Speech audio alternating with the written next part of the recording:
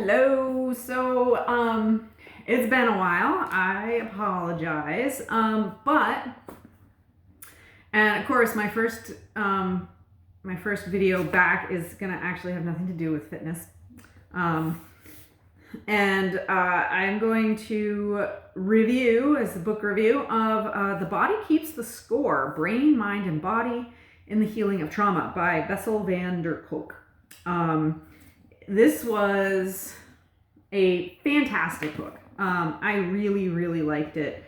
I wasn't quite sure at first when I started it, but it's all about trauma and how it manifests in the brain, like physically in the brain, and how it manifests physically in the body.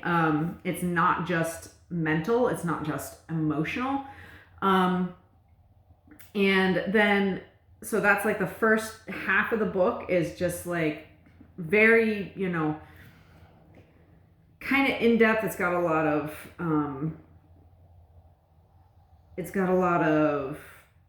talks about different kinds of trauma and how like it affects different areas of the brain.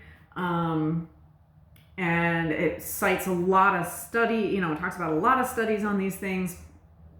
And parts of it are difficult to read because he talks about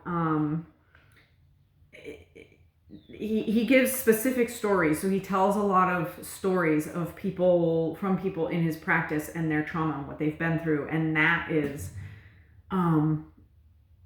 we're talking real trauma. This isn't, oh my God, the guy won the election kind of trauma. Like, this is real, like, horrible things that these people have been through that he's treating, and just how it affects their physical beings and their lives. And it goes into like, it's mostly PTSD, and he talks about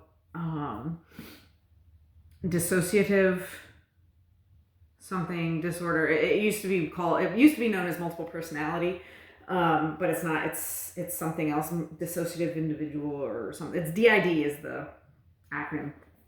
I can't remember what exactly it stands for, but it goes into that. I found like super fascinating, because it talks about how we all kind of have that a little bit, but in people that experience trauma, it's like it's a way for them to guard themselves.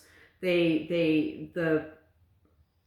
like these guardians that keep the child within them safe, and this has to do mostly with childhood trauma, adult trauma as well, but a lot of it is childhood trauma, and how he, so that was super interesting, how we all kind of have these different aspects of ourselves, but in some people that experience this like horrible trauma, those aspects completely split off, so that they are,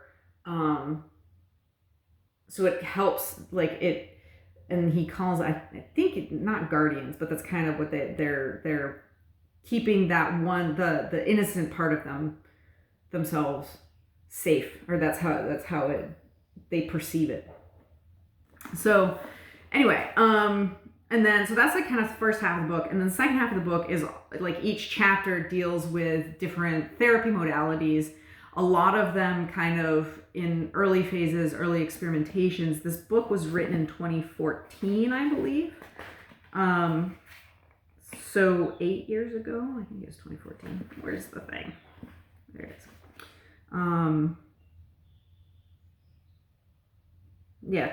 2014. And so there's a bunch of different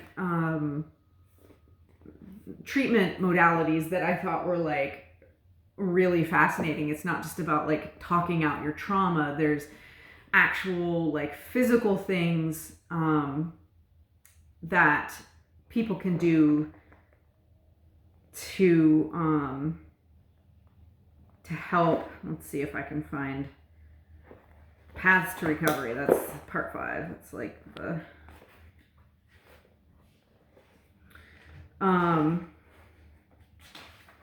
so it talks about like associating the trauma with actually something comforting, so that they can deal with it and heal, and dealing with the hyperarousal that comes with trauma. And he gets into drugs a little bit, but that, they're not, how drugs really aren't the road to recovery, that they can be helpful, but if used the right way, but they're really not how you would they're not going to fix people. They're not going to heal people. So there's this other one, EMDR, I think is the one where he talks about using like kind of rapid eye movements, essentially. So it like mimics, in waking life, it like mimics, he uses his finger to mimic the eye movements of rapid eye sleep, REM sleep. And that was like really interesting and helps to heal people that way. And I don't know, I think it helps make different connections in the brain, I think, somehow. A lot of these are like still I think in early phases of research, and also this kind of stuff isn't going to get a lot of research funding because it's not something you can sell. It's not a drug. Hi, Caesar. It's not a drug that you can sell, to people. So that's unfortunate and frustrating, because it seems like a lot of these have a lot of really good evidence behind them. It gets into yoga, how yoga and different like movement and breathing and can help people. And so it goes through a lot of different ones, and just really, so it starts out really kind of just going through like all the different kinds of PTSD and how people get them, and or different kinds of trauma and how it happens, and with specific stories of specific people. And that part is like, oh gosh, like it makes you feel kind of sad, and like, how can anything help? And then, the last part being the treatment stuff is like, it makes it a lot more hopeful, and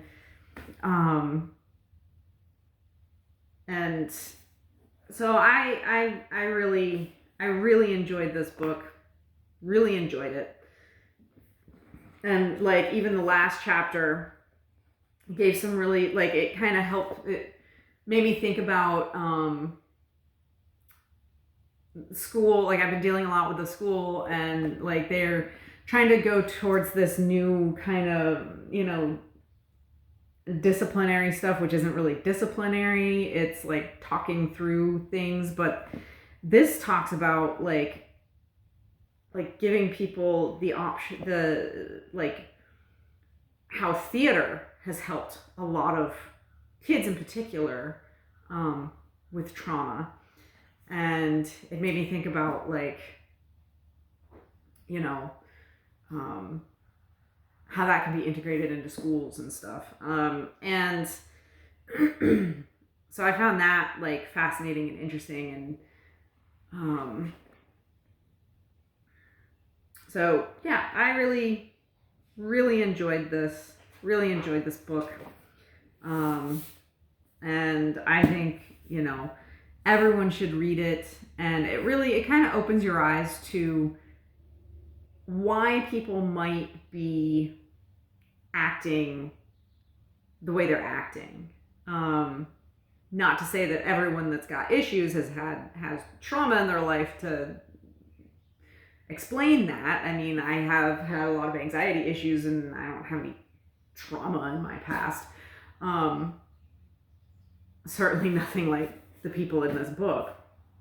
But, you know, you never know what people are dealing with.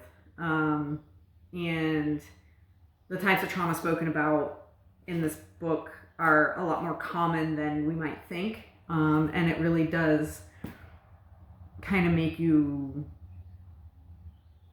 think about, you know, how you treat people because of, you know, it's like that kind of whole, like, a lot of bullies were bullied. A lot of bullies, you know, it's kind of along those same lines. Trauma begets trauma. Trauma perpetuates trauma. So it's definitely something to think about. And I do wish that, and especially right now with everything that the world has been through in the last few years, and is continuing to go through, I wish people had more access to mental health services. I really do.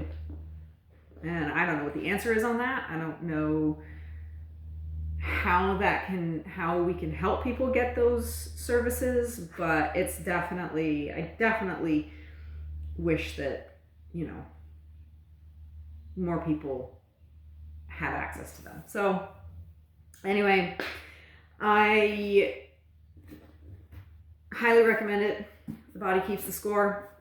And I hope you enjoyed this video. And I will be back soon with more exercise videos, but things have been so crazy around here that I've been barely able to just get my workouts in, much less make videos about stuff recently. So yeah, it's just been, things have been all over the place.